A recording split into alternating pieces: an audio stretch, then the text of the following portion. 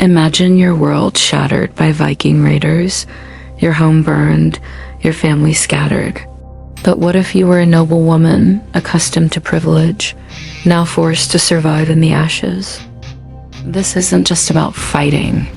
It's about rebuilding a life, a lineage, and power against all odds. How did these women, seemingly fragile, become the architects of their own and often their community's survival? The Viking raids of the 8th to 11th centuries are often remembered through the lens of bloodshed and fire. We picture ships gliding across misty seas, warriors storming monasteries, and villages left in ruins. But pause for a moment. Beyond the clash of steel and the smoke of burning halls, what happened to the people left behind? Especially the women, not just any women, but noble women, who had once lived lives of relative security. Their families owned land, commanded servants, and enjoyed influence in fragile medieval societies. And yet, in a single night, all of that could vanish. For them, the raid was not the end of the story.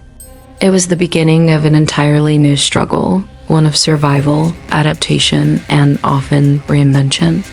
A noble woman before the raids often had her life mapped out. Marriage alliances, estates to oversee, the education of children, and a place within the tapestry of local politics. But when the Vikings came, they tore that tapestry apart. For some, it meant sudden widowhood as husbands were slain in defense of their homes. For others, it meant capture and displacement, being taken across the sea to lands they had never imagined. And for many, it meant facing the stark reality of holding communities together when the traditional male leadership was gone. This was not just about individual tragedy. Entire regions were destabilized, and noble women found themselves at the center of that storm. One of the most challenging realities was the fate of captured women. Noble women, due to their status, were often high-value targets. They could be ransomed for wealth, traded as part of peace settlements, or, in harsher realities, integrated into Viking households. But here's the nuance. While captivity stripped them of freedom, it sometimes gave them unexpected forms of agency. A noble woman married into a Viking chieftain's family, for instance, might wield influence in her new setting. Her knowledge of governance, literacy, or estate management could make her valuable.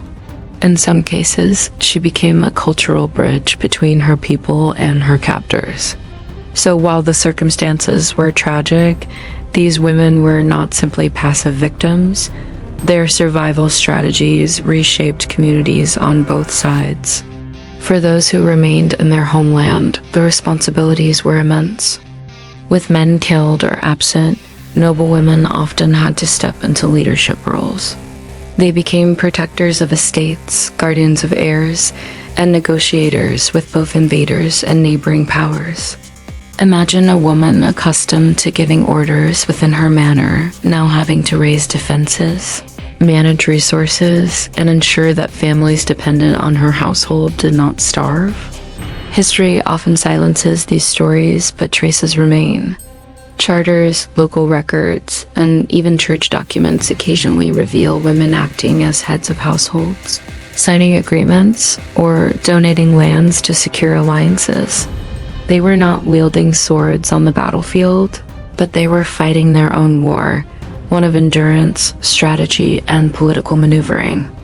It's easy to speak in terms of politics and power, but let's not forget the emotional toll. The trauma of losing children, spouses, or entire kinship networks left scars. And yet, resilience emerged from those very wounds. Some women turned to the church, seeking refuge in monasteries or gaining influence as patrons of religious houses. Others leaned into their maternal roles, determined to safeguard the next generation. And some transformed their grief into strength, forging new alliances and ensuring their family names lived on despite the chaos. Theirs was a survival not only of the body, but of memory and identity. The Viking era was not a feminist revolution, but the upheaval did create cracks in traditional structures. When noble women had to act in roles normally reserved for men, it set precedents. A widow who proved capable of running an estate might not easily surrender that power once her son came of age. A captured woman who adapted to life in a Viking settlement could shape cultural practices there. These shifts, subtle and often unrecorded, quietly influenced the trajectory of medieval European society. Of course, not every story is preserved. Much of what we know comes filtered through chronicles written by monks who had their own perspectives and priorities. Yet even in these biased records, glimpses emerge. We read of noble women negotiating ransoms, traveling to courts, or founding monasteries in memory of lost kin. Their stories are often half-hidden, but their presence is undeniable. In the sagas of the Vikings themselves, we also find echoes of powerful women, sometimes idealized, sometimes vilified, but always significant. These myths, while not literal history, reveal how deeply embedded women's influence was in the cultural imagination. When we think of history, we often focus on the conquerors, the kings, the warriors.